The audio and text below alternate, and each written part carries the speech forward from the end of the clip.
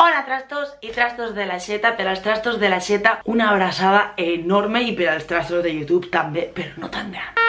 Disculpeu la llum, però com sempre m'he esperat a gravar en l'últim moment i a veure quan aprenc o m'ensenyeu conforme ens diga que ja no estem en estiu. I abans de passar al vídeo sí que volia saludar als mecenes de la xeta, a Sebel Muchicone, Blink la Patata, a Pep Pastor, a Liz Castro, Miguel Mateu i Coreta, que la setmana passada ho vaig dir mal, val? Però disculpa'm, vale? Que és Cora, que t'estimo una barbaritat. I bé, per als trastos de fa més temps, com Cora i Pep i tal, igual recordem un vídeo de fa 1000 anys de com trobar faena i tal, que trobo que el vídeo de fet estava en anglès, o no me'n recorde ja, la veritat, fa tant de temps, però sí que és veritat que ahir recomanava, o millor dit, donava consells de com trobar feina, desde la perspectiva de hola, me llamo Silvia, vivo en Londres y aquí hay trabajo.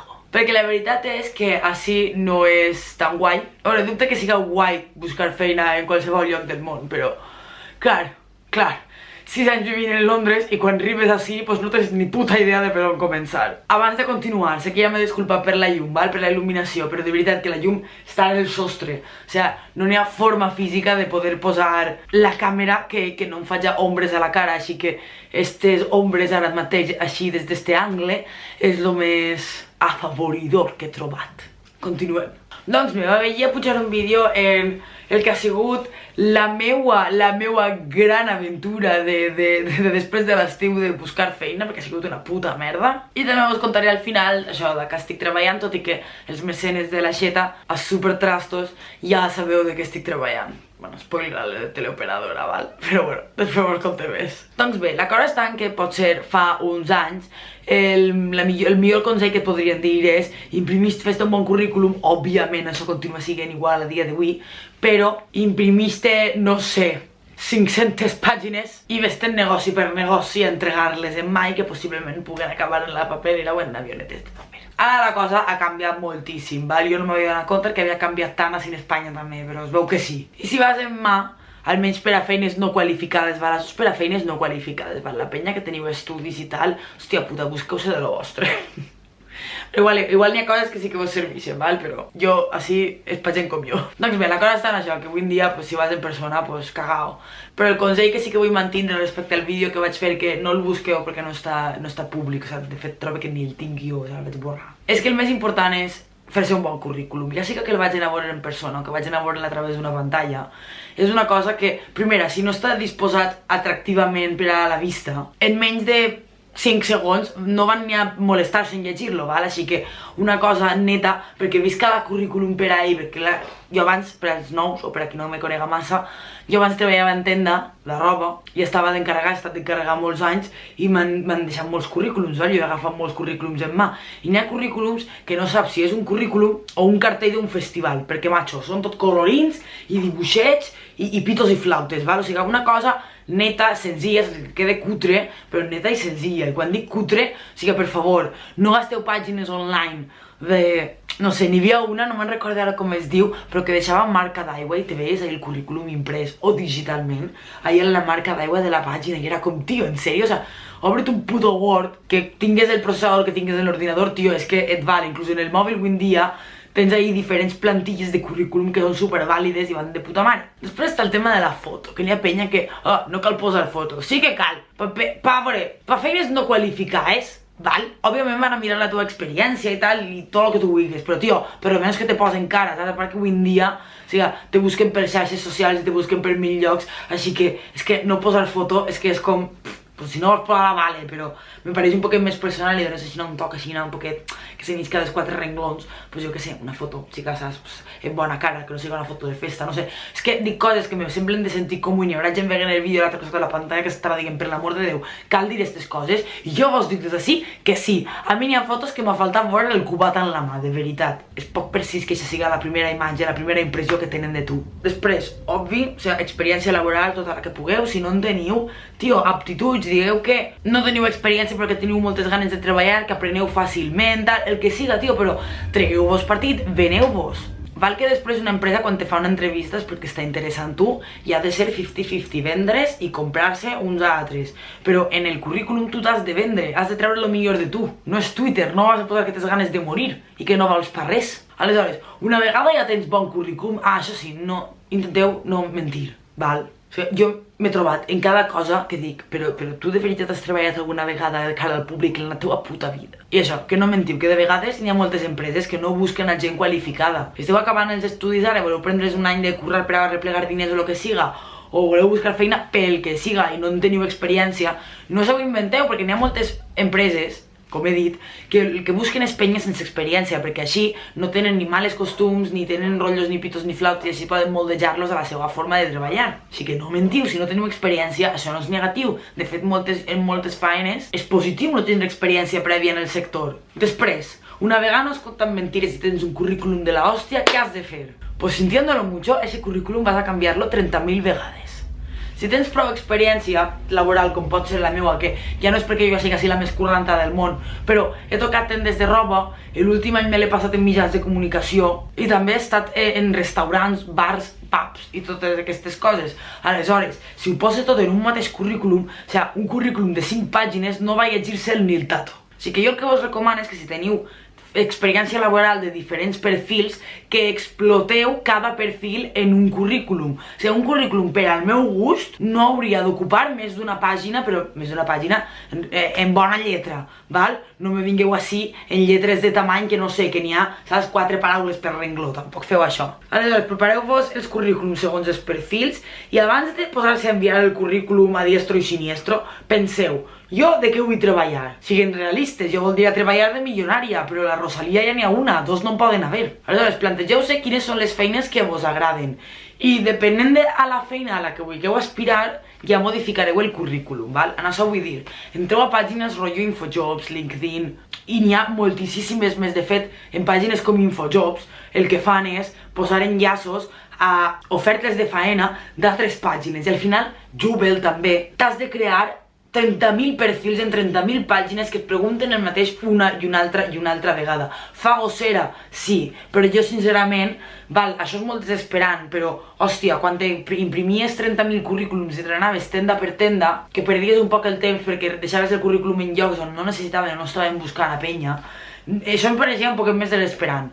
Això ho pots fer en pijama sentint-te un puto fracassat en la cuina de ta casa, però, oye, tota la seva part bona, la seva part ruïna. Aleshores, quan es poseu a tirar currículums en moltes pàgines com Infojobs, en les ofertes que s'oferten directament en Infojobs, aquestes pàgines moltes vegades demanen una cover letter o una carta de presentació o tal, i això és super recomanable. I ahí sí que no teniu que tindre un text predeterminat, però més o menys sí, si l'únic que us interessa és tendes de roba, la mateixa descripció que s'heu fet per a la carta de presentació d'una faena, la podeu copiar i pegar en altres llocs. I n'hi ha molta gent que és com, hòstia, però en la carta de presentació que poses, si hauré posat coses del currículum. No, perquè en el currículum el que has de fer és enumerar les coses que has fet, les teues aptituds, etc. I com a molt descriure les faenes o responsabilitats que has fet en cada experiència laboral. No posar-te a contar la vida en verso que t'agrada passejar pel costat de la platja o del riu mentre comptes els núvols. Això no els interessa en el teu currículum. Però igual si estàs aplicant per a un recepcionista d'un hotel o si estàs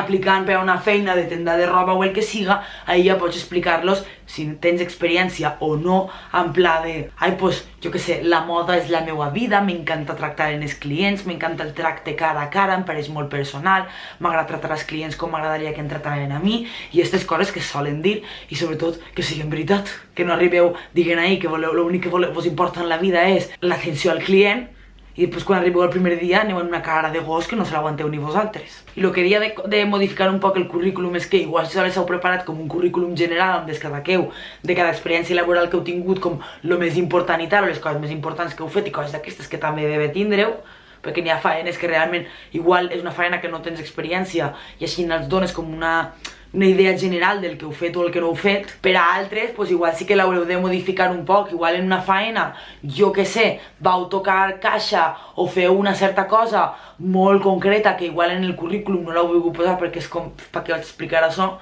però després en una oferta de faena posen busquem a penya que sàpiga gastar este programa. Aleshores ahí sí que entreu, modifiqueu el currículum i poseu que heu gastat tal programa i envieu el currículum.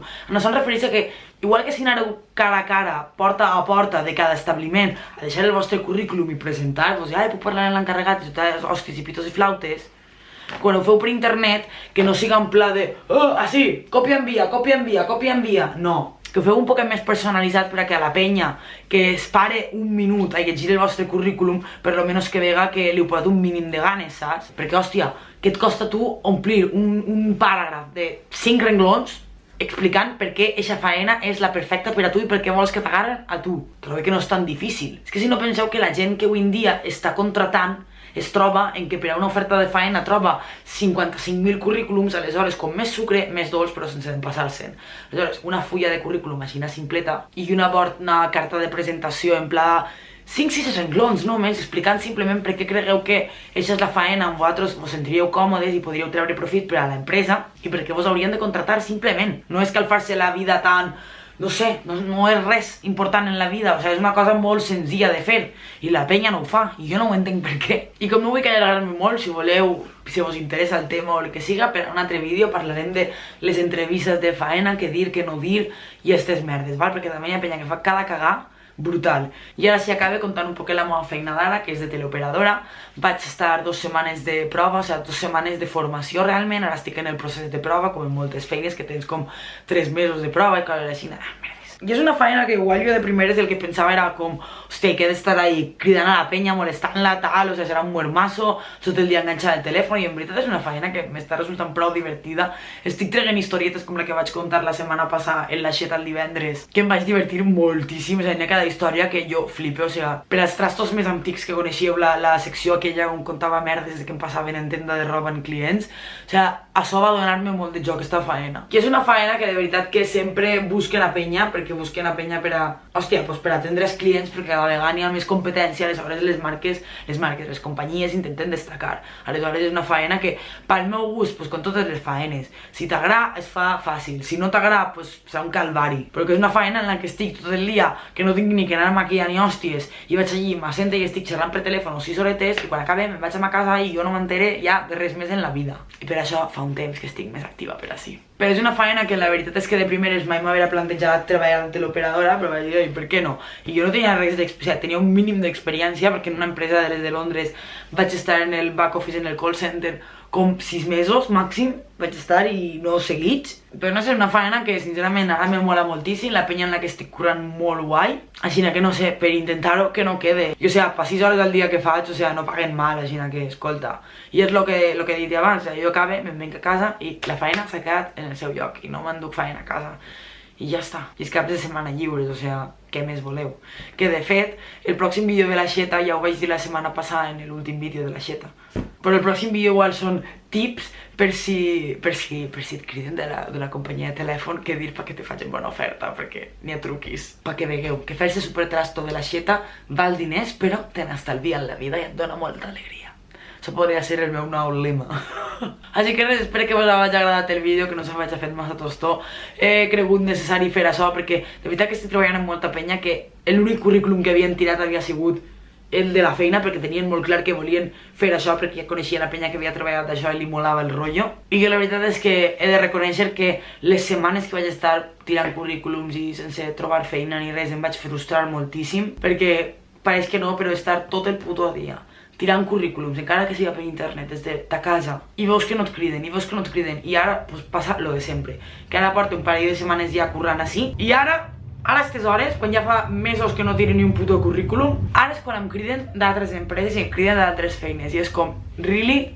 Ara és hora, però no sé, de totes maneres, encara que tingueu faena i que no estigueu buscant res, si no esteu super hiper mega contents en la faena, escolta, no pergueu res per tirar un parell de currículums online a veure si vos criden d'algun lloc que vos pugui interessar i fer una entrevista a veure què ofereixen. O sigui, perquè n'hi ha molta penya que s'espera a fer-se el currículum i a tirar-lo i tota l'hòstia quan ja està en la puta merda, com em va passar a mi, que mos van dir que renovaven el programa de la ràdio en setembre, al final no el renovaven i me vaig veure una mà davant, l'altra darrere i fent el currículum en el peu pràcticament. I clar, me va costar una barbaritat, aleshores va ser una puta merda perquè em vaig veure molt agobiat, acabava de vindre de vacances i per això vaig estar un parell de setmanetes que estava un poquet en la puta merda. Però bueno, del pozo se sale. Per això que mos veiem en el pròxim vídeo. Si sou trastos, supertrastos de l'aixeta, mos veiem el divendres. I si no, si esteu en YouTube o si veieu els vídeos en l'aixeta, perquè sabeu que eixet una setmana abans, mos veiem el dilluns que ve. Val? Abans d'acabar, jo soc molt això de vindre així a plorar i a mendigar, però escolteu-me, ara mentre eixen així en pantalla vídeos i recomanacions en YouTube, i si no esteu en l'aixeta m'esteu veient la cara, una coseta, passeu-se pel meu Instagram, @mistagles.